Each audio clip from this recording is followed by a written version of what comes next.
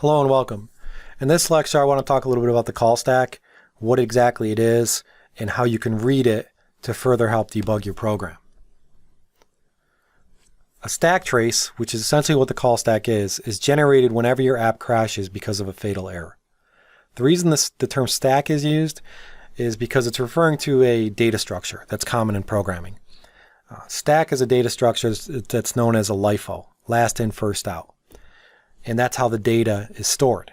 The last data element that's added is the first one that you retrieve back out. You can kind of think of it if you're eating a stack of pancakes. The first pancake is at the bottom that you add. The last pancake is at the top. When you go to eat them, you eat the last one that was added. And so a stack trace is very useful when your program crashes because it contains information that helps you debug it. So a stack trace shows a list of the function calls that lead to the error.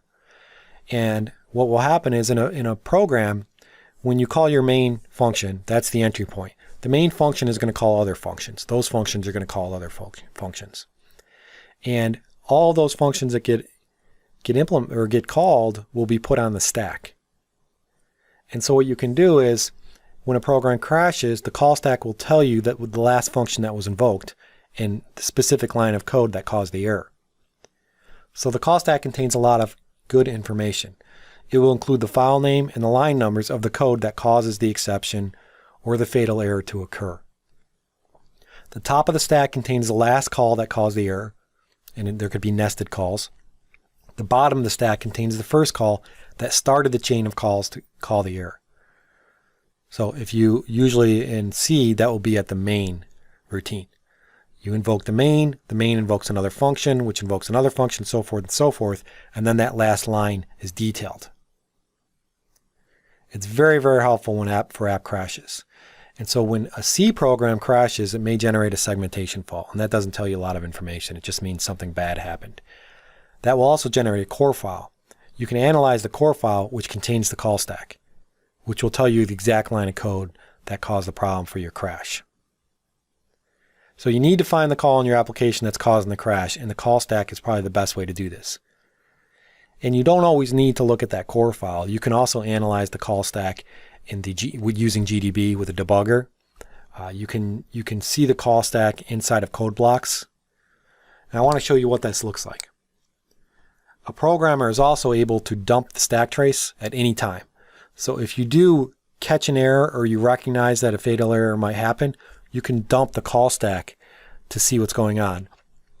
If you don't actually know when the error is going to happen, you can still dump the call stack to see the current traces that led up to a particular call.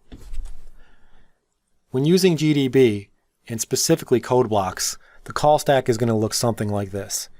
You can access the call stack via the menu when you're running the debugger in GDB. And I'm going to show you how to do this when we go through the GDB debugger and code blocks. But this is what it looks like. And what you'll see here is it has a number, an address, and then the function. This particular call stack here has a lot of different calls, so it must have been doing a lot of different nesting and a lot of different function calls. But at the very bottom of the stack in line 22, it says GTKey main. That means it executed the main function. And then on lines 21, it looks like it executed maybe a statement that says main loop run. And then it looks like it called a function called gmain context iterate. And inside that function, there was another call to a IA gmain context dispatch function. So there was an iterate function, then a dispatch function. And then the question marks on line 18 mean that there's no debugging information. It doesn't know what happened there. And that's why when you build your program, you can either build it for release or you build it with debugging information. When you build it with debugging information, it contains extra information when you compile so that when you run, you can look at call stacks. When you release it, build something for release, the executable is a lot smaller and may not contain this information. It may contain more question marks.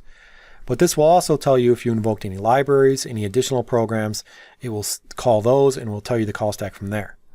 But what this is showing again is the different nested events for the call. At the very top is what's important because that will signify what caused the crash. So it looks like in this particular call stack, the iter refresh was causing a problem. And you can see that from line 22 to line 0 that there are many different invocations of different code, but the eventual program crashed in line 0. Call stacks, you can also look at call stacks while the program is running to just see information so you can trace it back. So if you put a breakpoint inside of a function, you run the debugger on that, the debugger is going to stop at that breakpoint. You can then bring up the call stack and it will tell you how you got to that line of code.